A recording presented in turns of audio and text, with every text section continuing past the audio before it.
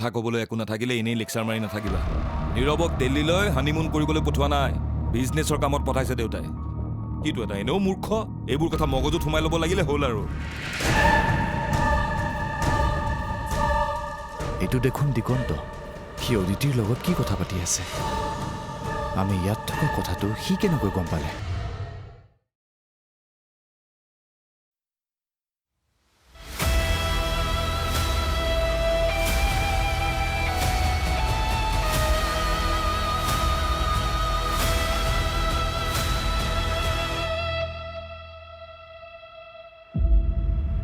ইমান সময় হৈ গ'ল যে মেচটো আনিবলৈ গৈছিলোঁ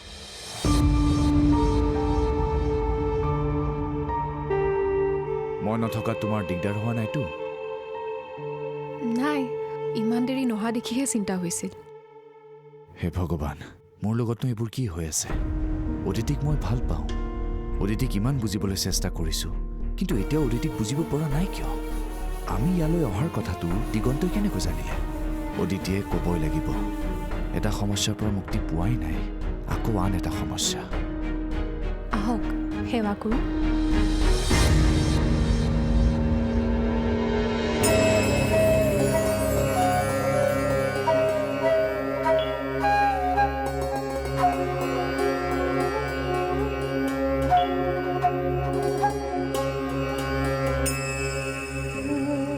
হে প্ৰভু এতিয়াৰ পৰা যাতে ঘৰখনলৈ শান্তি ঘূৰি আহে অশান্তিবোৰ যাতে চিৰদিনৰ বাবে নাইকিয়া হয়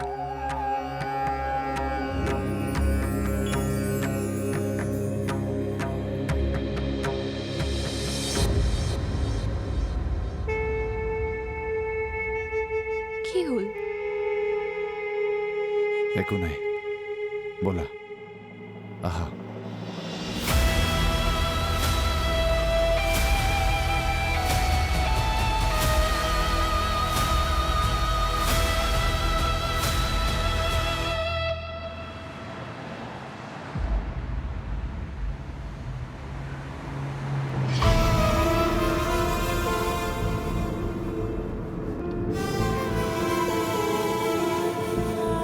আপুনি একো নোকোৱাকৈ আহি আছে যে কিবা ভাবি আছে নাই মই দিল্লীলৈ যোৱাৰ কথাটোহে ভাবি আছোঁ অঁ আপুনি দিল্লীৰ পৰা কেতিয়া উভতিব সেয়া এতিয়াই ক'ব পৰা নাযাব আচ্ছা অদিতি মই এতিয়া তোমাক ঘৰত ড্ৰপ কৰি অফিচলৈ যাম দেউতাই ফোন কৰিছিল অফিচত বোলে বহুত কাম বাকী আছে এইফালে কাইলৈ ৰাতিপুৱা 6 বজাতে দিল্লীলৈ ফ্লাইটখন আছে হ'ব দিয়ক আপুনি দিল্লীৰ পৰা অহাৰ পাছত আমি ঘৰলৈ যাম তুমি মোলৈ ৰ'ব নালাগে নেকি তুমি নিজে এপাক গৈ আহিবা এনেও মোলৈ ৰ'লে তোমাৰ বেছি দেৰি হ'ব দিল্লীৰ পৰা ঘূৰি অহাৰ পাছত হয়তো বহুত দিনলৈ মই ব্যস্ত হৈ থাকিম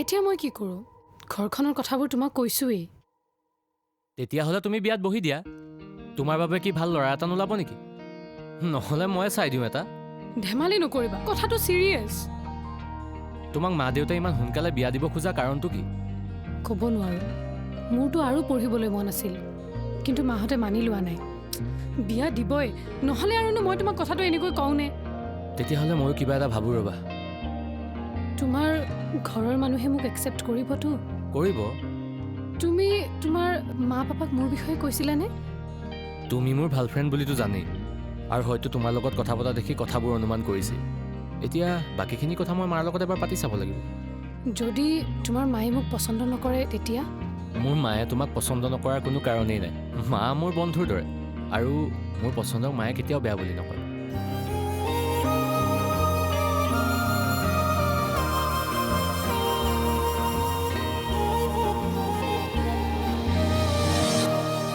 সেইবোৰ চিন্তা নকৰিবা কিন্তু মই ভাবিছিলোঁ আমি আৰু কিছুদিন সময় লোৱাটো উচিত আছিল সেইটোতো ময়ো বিচাৰিছিলোঁ এটা কাম কৰোঁ কি মই প্ৰথমে ঘৰত কথাখিনি জনাওঁ তাৰপিছত সোনকালে মাক লৈ এদিন তোমালোকৰ ঘৰলৈ যাওঁ হা কথাবোৰ যদি ফাইনেল হৈ থাকে মানে আমাৰ যদি সৰুকৈ এংগেজমেণ্ট এটা হৈ থাকে তেতিয়াহ'লে আমি আৰু এটা বছৰ পাই যাম তেতিয়া আমাৰ মাহঁতেও ইমান উৎপাত কৰি নাথাকে ছোৱালী মানুহতে সোনকালে উলিয়াই দিব পাৰিলে মাহঁতো আজৰি তুমি এতিয়া এইবোৰলৈ টেনশ্যন লৈ থাকিব নালাগে আৰে এইবোৰ সৰু সুৰা কথা মই মেনেজ কৰি ল'ম আৰু পাৰিলে তুমিও ঘৰত কথাখিনি জনাবা হ'ব। এনেওতো এদিন ক'বই লাগিব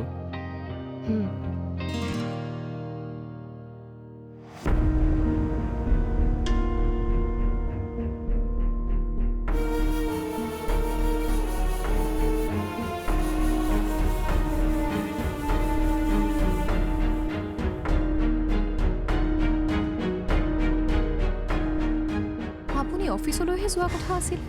হা অঁ আপুনি মোক বাৰু বেয়া পাই আছে নেকি? নাই তেনেহ'লে এনেকৈ অন্যমনস্ক হৈ কিয় আছে? মোৰ তোমাক প্ৰশ্ন এটা কৰিব লগা আছে। সোধক। তোমাৰ লগত সৰুতে যি ঘটনা ঘটিল সেই মানুহজন কোন? কোনে তোমাৰ লগত এনেকুৱা কৰিলে?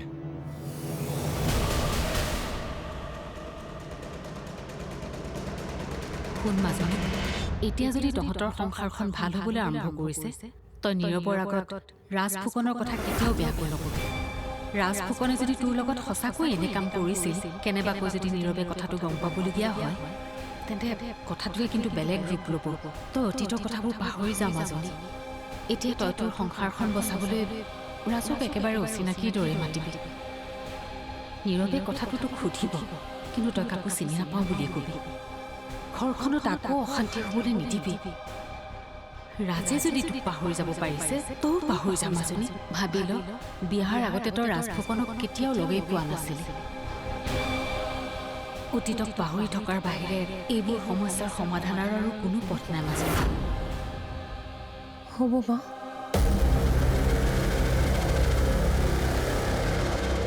কি হ'ল দিদি? তুমি মোৰ প্ৰশ্নৰ উত্তৰ নিদিলা যে? হা? নাজানো। এই মানুহজন কোন মই একো নাজানো। সেই ঘটনাটোৰ পাছত সেইখন মুখ মই আৰু কেতিয়াও দেখা নাই। মোক এইবোৰ প্ৰশ্ন সুধি নাথাকিব।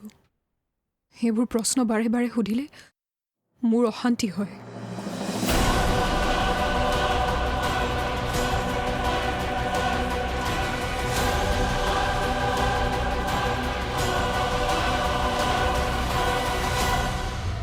তয়ো তাইক পাহৰিবলৈ যত্ন কৰাটো ভাল। যি মানুহে তোক গুৰুত্ব নিদিয়ে, সেই মানুহক তয়ো গুৰুত্ব দি একো লাভ নাই।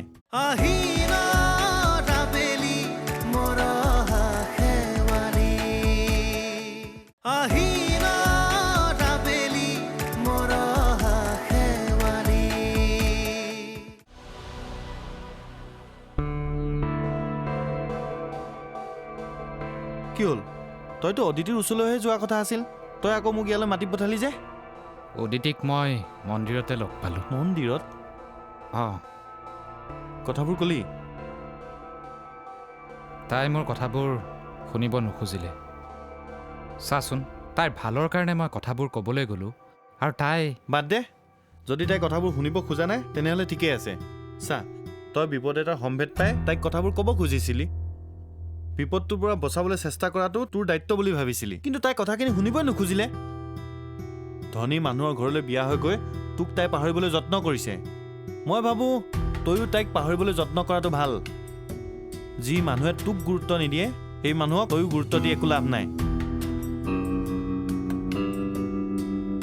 আজি ইমান দিনৰ মূৰত অদিতিয়ে মোক লগ পাইছে, অথচ মই কেনে আছোঁ এবাৰো তাই খা খবৰ নল'লে। অদিতি ইমান সলনি হৈ যাব পাৰেনে? ইয়াকে কয় সময়। সময়ে সকলো সলনি কৰিব পাৰে। বাদে বাদে বাদে, এতিয়া এইবোৰ কথা বাদ দে। ব'ল এতিয়া আমি যাওঁ, আৰু আজিৰ পৰা তই তোৰ কামত মন দে। ইমান দেৰি কৰিলি যে? সদায় কওঁ বোলে ক'ৰবালৈ গ'লে অলপ সোনকালে আহি ঘৰ সোমাবিহি। দিনকালৰ গতি হৈছে এয়া। গাভৰু ছোৱালীজনী বাহিৰলৈ ওলাই গৈ সোনকালে ঘৰলৈ নাহিলে মাক দেউতাকৰ কিমান চিন্তা হয়, তই কি বুজিবি?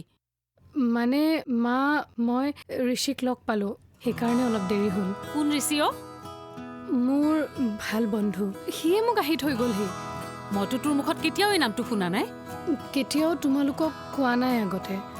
আচলতে মা সেইদিনা দেখোন তুমিয়ে বিয়াৰ কথা কৈছিলা সেইটো কথাই ঋষিৰ লগত আলোচনা কৰিলোঁ সেইবোৰ কথা পাতোঁতেই অলপ দেৰি হৈ গ'ল মই বুজা নাই মা ঋষিয়ে মোক পচন্দ কৰে আৰু ময়ো সি বৰ ভাল ল'ৰা মা সি আমাৰ ঘৰলৈ আহিম বুলি কৈছে তোমালোকে তাক লগ পালে বহুত ভাল পাবা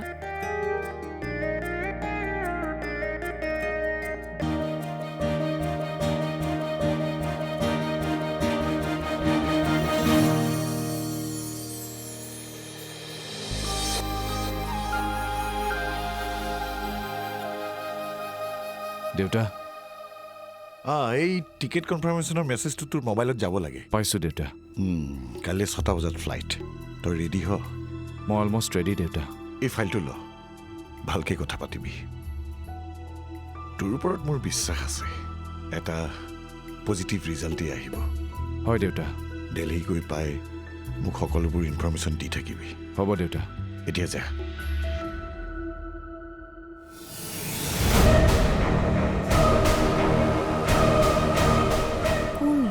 কি কথা এনেকৈ এজন ল'ৰাৰ লগত হঠাৎ মা তুমি সকলো কথাতে ইমান টেনশ্যন কিয় লোৱা ঋষি মোৰ আজিৰ চিনাকি নহয় নহয় বহুত আগৰ চিনাকি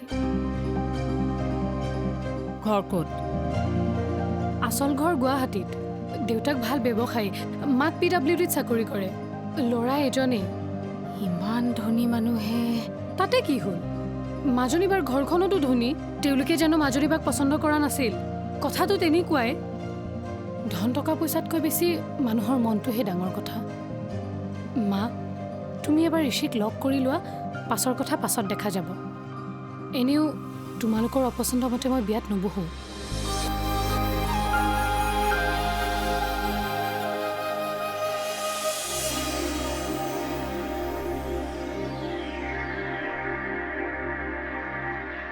তই ওলালি অঁ মই গৈ থাকোঁ দিল্লী পাই ফোন এটা কৰিবি হ'ব দেউতা যা তোৰ কুশল হওক ঠিক আছে মা অদিতি ভালদৰে যাব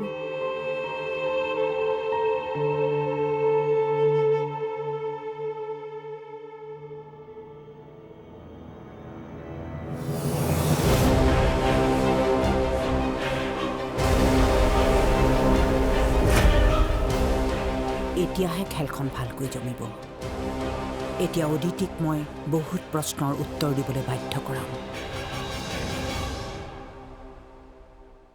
হেৰি শুনকচোন কথাটো কিন্তু সঁচা মই মানিৰ পৰা জানিহে আপোনাক কৈছোঁ তাৰমানে তাই নিজে ল'ৰা পচন্দ কৰি থৈছে এতিয়া ল'ৰাটো কেনেকুৱা কি ক'ত কিয় বিখ্যাত এইবোৰতো জানিব লাগিল সেইটোতো হয়েই কাৰণ বিয়া বুলি ক'লেইতো আৰু বিয়া নহয় মাজনীৰ জীৱনত যি হ'ল তাইৰ জীৱনত হোৱাটোতো নিবিচাৰোঁ এটা কথা ভাবিছোঁ ল'ৰা ঘৰৰ মানুহক আমি আগতে ইয়ালৈকে মাতি দিওঁ মাজনী আৰু নীৰৱলৈকেও খবৰ পঠিয়াওঁ তাৰপাছত সকলোৰে পচন্দ হ'লে কথাবোৰ আলোচনা কৰি আগবাঢ়িব লাগিব আৰু এৰা ঠিকেই কৈছা তুমি এতিয়া সিদ্ধান্তবোৰো আমি অকলে ল'লে নহ'ব নীৰৱকো মাতি আনি কথাবোৰ ভালকৈ আলোচনা কৰিব লাগিব মই মাজনীলৈ ফোন এটা কৰি তাইক খবৰটো জনাওঁৱেই ৰ'ব তাইও ভাল পাব শুনিলে কৰা কৰা হেৰি শুনাচোন শুনা তুমি এটা কাম কৰা তাতকৈ নীৰৱ আৰু মাজনীক আমাৰ ইয়ালৈকে মাতি পঠিওৱা ইয়াতে কথাটো আমি ভালকৈ আলোচনা কৰিম হ'ব দিয়ক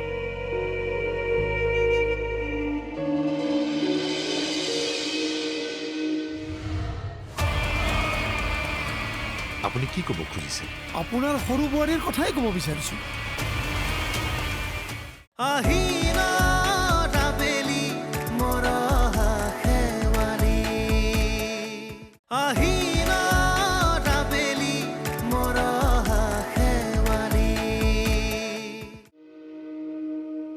অদিতি শুনাচোন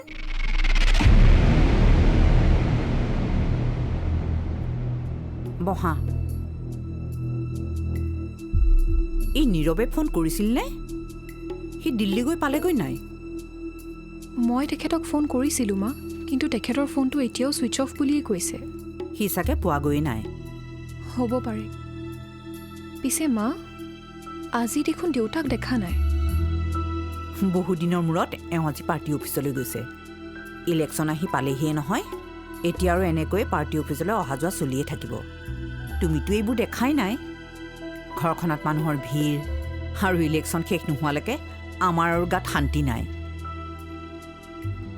তোমাৰ পিছে এইবিলাকত ইণ্টাৰেষ্ট আছেনে নাই নাই মানে এনেকুৱা পৰিৱেশ আগতে পোৱা নাই যে মোৰো প্ৰথমতে ইণ্টাৰেষ্ট নাছিলে এওঁৰ লগত থাকি থাকি এতিয়া মোৰ ইণ্টাৰেষ্ট হ'ল তোমাৰো হ'ব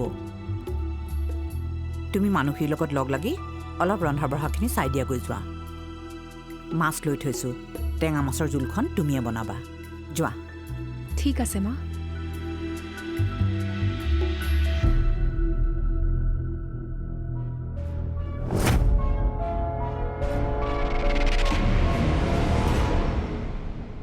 আৰে তালুকদাৰ আপুনি ইয়াত হয় ফুকন মই অলপ গোস্বামী ছাৰক লগ কৰিবৰ কাৰণে ইয়ালৈ আহিলোঁ ঠিকে আছে পিছে এই দলৰ কাম কাজ কেনেকুৱা চলিছে ভাল শুনিছোঁ এইবাৰ হেনো আপোনাৰ ল'ৰাই টিকট পাব শুভেচ্ছা এতিয়াই জনালোঁ দেই ধন্যবাদ শুনিছোঁ আপোনাৰ দলৰ হেনো বহুত নেতাকৰ্মী আমাৰ দলত যোগদান কৰিব কথাটো কি এনে ভিতৰি আপুনিও এইবোৰতো হৈয়ে থাকিব আমাৰ দলৰ নেতা কৰ্মী আপোনাৰ দলত যোগদান কৰিব আৰু আপোনাৰ দলৰ কৰ্মীও আহি আমাৰ দলত যোগদান কৰিব কথা হ'ল আমি যদিও দুটা ৰাজনৈতিক দলত থাকোঁ আমাৰ উদ্দেশ্য কিন্তু একেই ৰাইজৰ সেৱা কৰা ঠিকেই কৈছে পিছে আপুনি এনেকে গোপনে বিৰোধী দলৰ লগত গোপন বৈঠক কৰিলে মিডিয়াই কিন্তু সমালোচনা কৰি আপোনাক থকা সৰকা কৰিব দেই চাওক ফুকন আনে কি কয় নাজানো মোৰ কিন্তু আপোনাৰ পৰা শিকিব লগা বহু কথাই আছে লগতে আপোনাৰ দলৰ পৰাও ৰাজনীতিত আপোনাৰ নিচিনা বিচক্ষণ মানুহ বহুত কম আছে থেংকছ ফৰ ইয়ৰ কমপ্লিমেণ্ট প্ৰশংসাটো কৰিবই লাগিব কাৰণ আপোনাৰ ঘৰৰ ইমান ডাঙৰ ঘটনা এটা আপুনি সুন্দৰভাৱে সমাধান কৰিলে আপুনি কি ক'ব খুজিছে আপোনাৰ সৰু বোৱাৰীৰ কথাই ক'ব বিচাৰিছোঁ আপোনাৰ উদাৰতা আৰু মহানতাখিনি দেখি মই অভিভূত হৈছোঁ মানুহ হ'লে আপোনাৰ দৰে হ'ব লাগে আপুনি আমাৰ আদৰ্শ ৰাজকালি আপোনাৰ দৰে হ'লে আমাৰে লাভ হ'ব দিয়কচোন এতিয়া আহোঁ ফুকন